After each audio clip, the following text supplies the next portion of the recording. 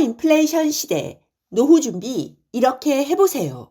저성장, 고금리 시대, 재테크의 패러다임이 바뀐다. 자산 중심에서 소득 중심으로 바꾸자. 인플레이션 시대, 은퇴자들의 생존법 10가지. 오늘은 머니 트레이너로 잘 알려진 김경필 씨가 쓴 오늘은 짠테크, 내일은 플렉스라는 책을 통해 인플레이션 시대에는 어떻게 재테크와 은퇴 준비를 해야 하는지 알아보겠습니다. 요즘 세대 중에서 실물 인플레이션을 경험해 보신 분은 생각보다 많지 않으실 겁니다. 왜냐하면 지난 70년대, 80년대를 끝으로 고성장, 고물가 시대가 끝나고 2000년대 중반 이후부터는 한국이 본격적인 저성장 국면에 접어들었기 때문이죠. 성장이 낮아지면 물가도 크게 오르지 않습니다. 게다가 경기 침체를 막기 위해 금리를 지속적으로 인하해 왔기 때문에 요즘 세대들은 저금리, 저물가, 저성장이 일반적인 현상으로 알고 있습니다. 하지만 코로나 이후 미국은 지난 10년에 걸쳐 공급했던 통화량을 단 2년 안에 쏟아 부었습니다. 미국을 필두로 세계 각국 정부도 재정 지출과 통화 공급을 대대적으로 확대했고요. 그 결과 전례 없는 실물 경제 인플레이션이 부메랑으로 돌아왔습니다. 미국은 인플레이션을 잡기 위해 금리를 급격하게 인상하고 있지만 전문가들에 따르면 인플레이션은 한번 발생하면 최소 몇 년은 지나야 잡힌다고 합니다. 결국 앞으로는 과거와 같은 고성장 고물가 시대가 아니라 저성장 고물가 시대를 맞이하게 될 가능성이 높습니다. 재테크와 노후 준비의 패러다임이 바뀌는 것이죠. 저성장 고물가 시대에는 어떻게 재테크와 노후 준비를 해야 할까요? 첫째, 자산 중심에서 소득 중심으로 사고방식을 바꿔라. 저금리 시절에는 자산 중심의 사고방식이 대세였습니다. 금리가 떨어지면 자산 가격은 오릅니다. 대출 이자가 많지 않기 때문에 빚을 내어 자산을 사는 수요가 늘기 때문이기도 하지만 근본적으로는 금리와 자산 가격은 역의 관계이기 때문입니다. 금리가 낮아지면 은행에 예금하는 사람은 바보가 되기 때문에 다들 대출을 받아서 부동산을 사거나 예금을 하지 않고 대신 주식에 투자합니다. 그래서 노후 준비도 자산 중심으로 생각하는 것이 유행이었습니다. 노후 자금으로 10억이 있으면 충분할까? 또는 20억이 있어야 하나? 아니면 30억이 있어야 하나? 이런 식으로 생각했죠. 하지만 인플레이션 시대에는 자산 중심이 아니라 소득 중심으로 노후 준비를 해야 합니다. 30년 뒤 10억이라고 해봤자 금리가 5%라면 현재 가치로 2억 3천만 원에 불과합니다. 물가가 1% 상승할 때마다 힘들게 모은 내 노후 자금의 가치는 막대한 피해를 입는 것입니다. 결국 재테크나 노후 준비의 포커스를 자산 평가액 중심에서 소득 중심으로 전환해야 합니다. 내가 직장을 그만두었을 때 가족이 살아가려면 월 얼마의 소득이 필요할지 계산해보고 그 소득을 준비하는 것이 인플레이션 시대의 재테크이자 노후 준비입니다. 둘째, 노후 소득원은 다양해야 한다.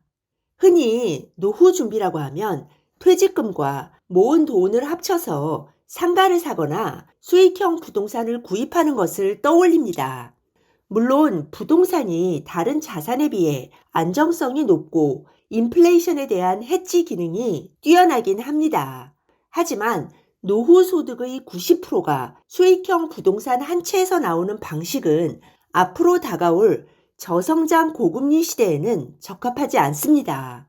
왜냐하면 저성장 시대라는 것은 곧 수요가 적다는 것이고 그 말은 내가 보유한 상가나 수익형 부동산도 공시를 맞을 가능성이 높다는 것이기 때문입니다. 그나마 순수한 자기 자본 100%로 상가를 샀으면 모르겠지만 공실이 발생하면 소득이 사라지는 것은 물론이고 대출이자와 관리비까지 감당해야 합니다. 따라서 노후 소득원은 한 개여서는 안 되고 많을수록 좋습니다. 우리가 리스크를 낮추기 위해 분산 투자를 하듯 노후 소득원도 여러 종류의 자산에 분산되어야 합니다. 예를 들어 국민연금으로 100만 원, 퇴직연금이나 연금저축으로 100만 원을 확보한다면 최소한 굶어 죽을 염려는 없죠. 여기에 부동산 임대소득 100만 원과 주식 배당금 100만 원을 더하면 웬만한 4인 가족의 생계비가 가능합니다. 이 책은 노후 생활을 위한 임대소득은 상가나 건물과 같은 수익형 부동산보다는 주거용 부동산, 즉 소형 아파트로 준비하라고 권합니다. 왜냐하면 주택의 경우 절대적인 수요가 존재하기 때문입니다. 경기가 아무리 침체되고 소득이 줄어도 길바닥에서 살 수는 없죠. 사람들은 무조건 집에서 살아야 하기 때문에 경기를 타는 상가보다는 주택이 훨씬 더 안정적이라는 것입니다.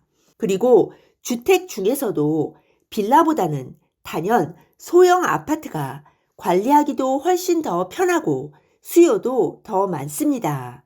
노후 준비에서 가장 중요한 것은 바로 안정적인 현금 흐름이라는 사실은 아무리 강조해도 지나치지 않습니다. 셋째, 제2의 근로소득은 필수다. 노후 준비는 연금과 임대소득만이 전부가 아닙니다. 어쩌면 더 중요한 것은 은퇴 후에도 내가 어떤 사회활동을 하면서 살아갈지 또 어떤 경제활동을 통해 소득을 올릴 것인가를 계획하고 준비하는 일입니다. 노후의 근로소득이 중요한 이유는 그것이 인생 후반부 삶의 전반적인 만족도와 관련이 있기 때문입니다. 요즘 30, 40대들은 아무 일도 하지 않고 놀면서 살 수 있다면 얼마나 좋을까라고 생각하지만 실제로 은퇴한 분들에게 노후 생활이 가장 큰 어려움이 무엇이냐고 물어보면 할 일이 없고 소속감이 없어서 무료하다고 이야기합니다. 게다가 요즘은 밥만 먹고 살아가는 시대가 아닙니다. 현대인들에게 인터넷, 스마트폰, OTT, 외식과 배달, 여행, 쇼핑은 필수입니다.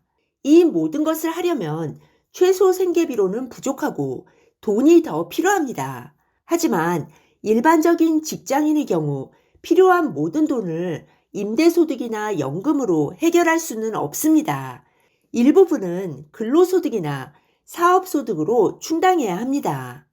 은퇴 후 일거리가 중요한 또 하나의 이유는 시간이 많으면 돈도 많이 쓰기 때문입니다. 하루에 3, 4시간만이라도 일을 한다면 무료함도 덜고 그 시간에 쓸 돈을 절약할 수 있습니다. 네, 오늘은 머니 트레이너 김경필 씨의 책 오늘은 짠테크, 내일은 플렉스를 통해 인플레이션 시대의 재테크와 노후 준비는 어떻게 달라져야 하는지 알아보았습니다. 오늘 들려드린 내용이 도움이 되셨다면 구독 버튼, 좋아요 버튼 꾹 눌러주세요. 그리고 알람 버튼도 꾹 눌러주세요. 지식퀸의 새 영상이 올라오면 제일 먼저 받아보실 수 있습니다. 감사합니다. 다음에 또 만나요.